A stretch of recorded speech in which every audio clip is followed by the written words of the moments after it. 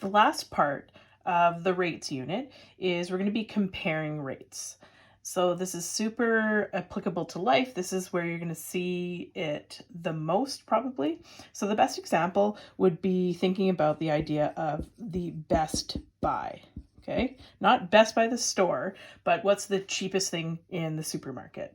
So you can find this out actually without calculating it on most prices that are displayed in the supermarket. So you'll always see the price, it'll be like $3.99 or something like that. And then there'll usually be this bottom part in the corner that's highlighted. And this is where you'll find the unit rate. And that will tell you what the cost of this is by a common unit.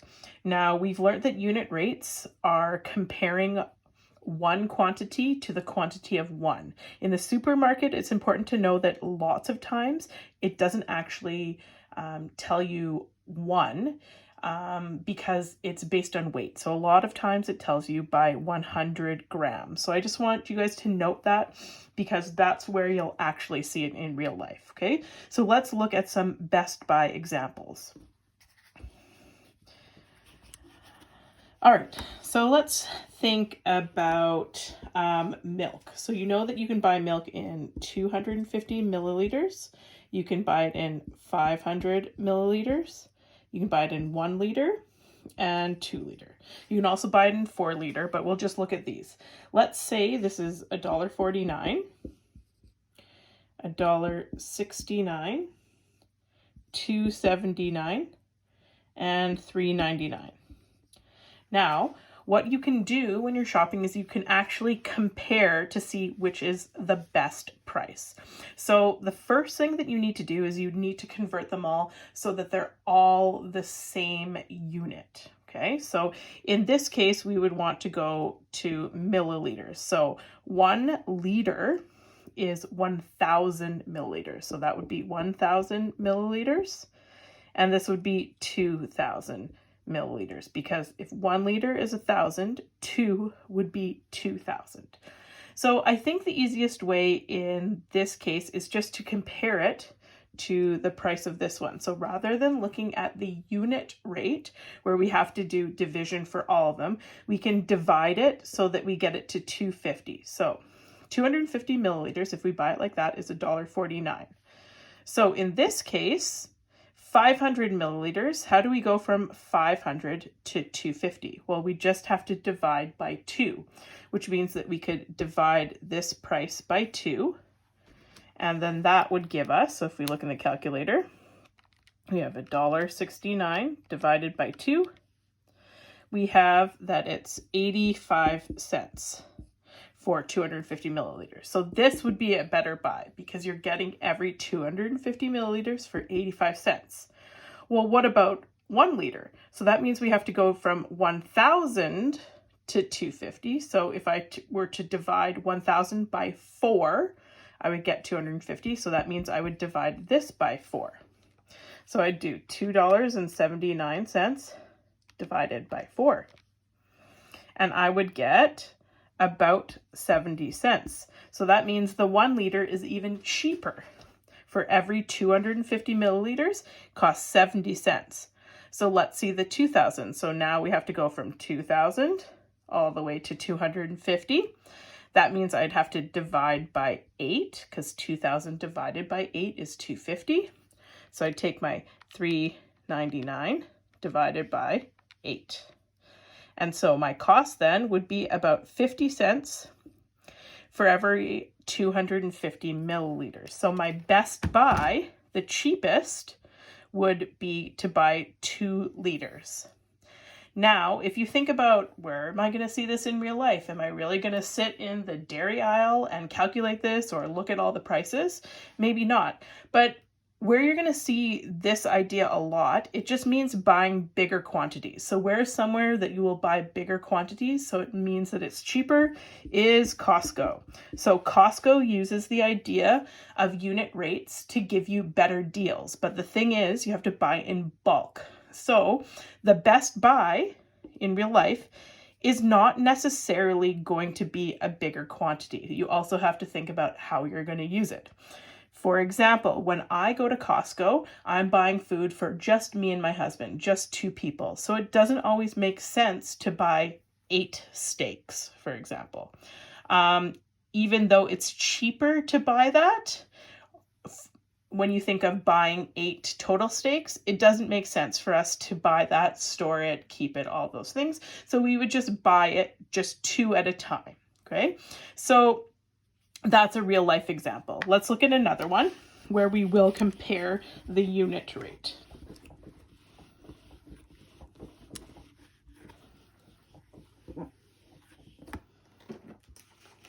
Okay.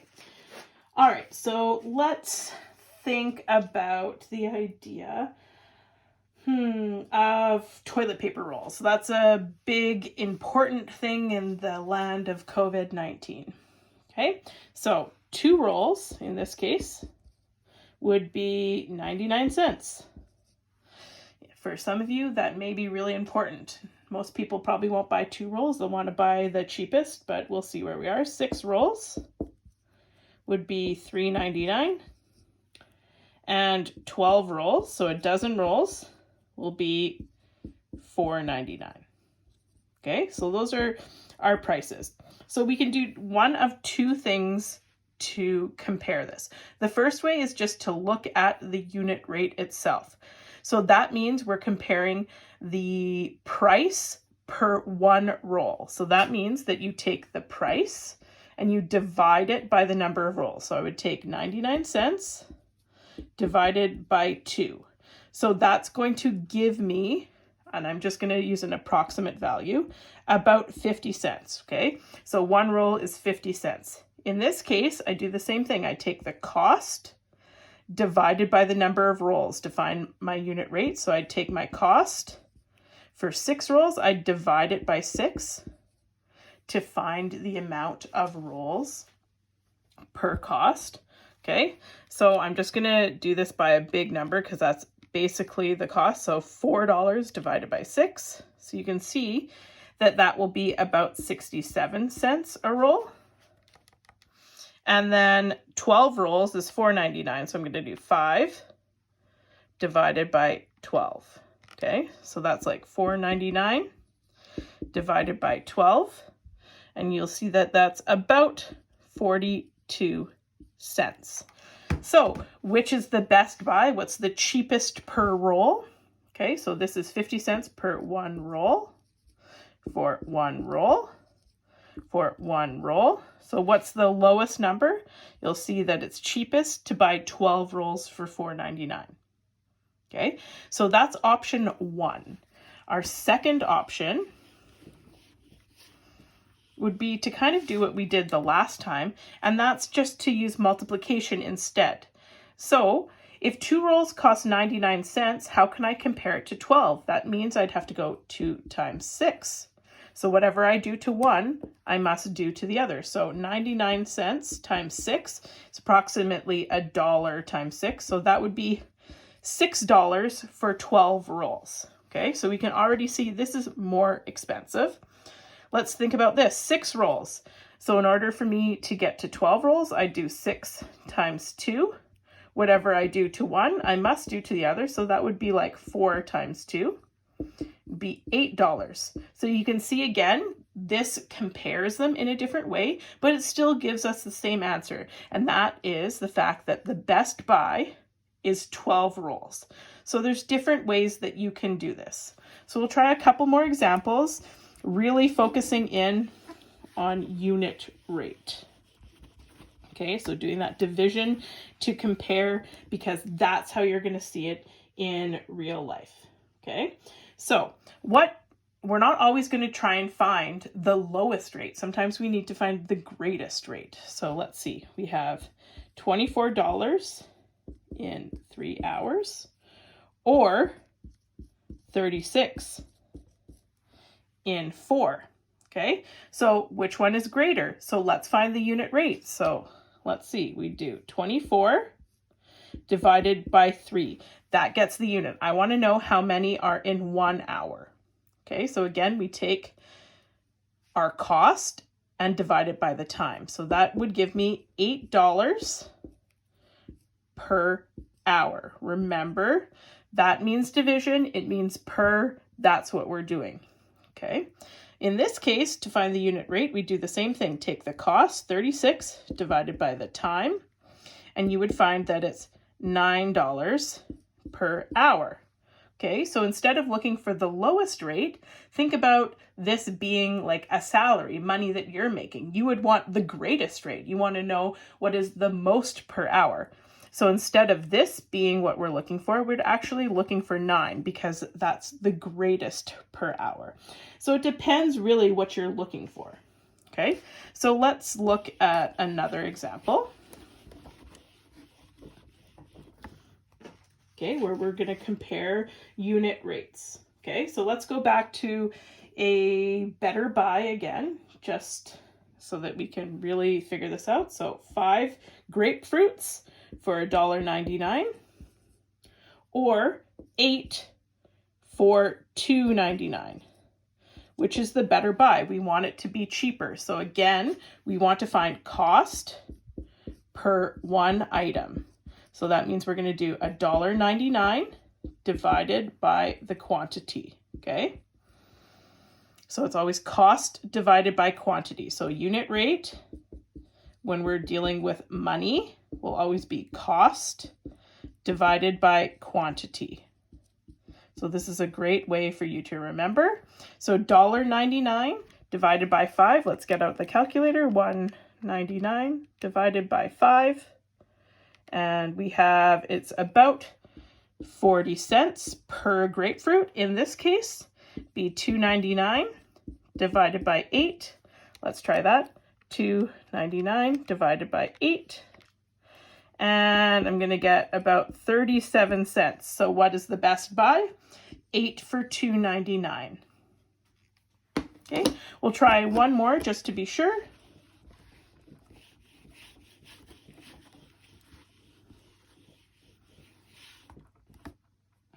Okay, so in this case, we're going to say that someone traveled 525 kilometers in 6 hours.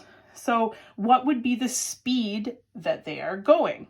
So that means we would want to know kilometers per hour.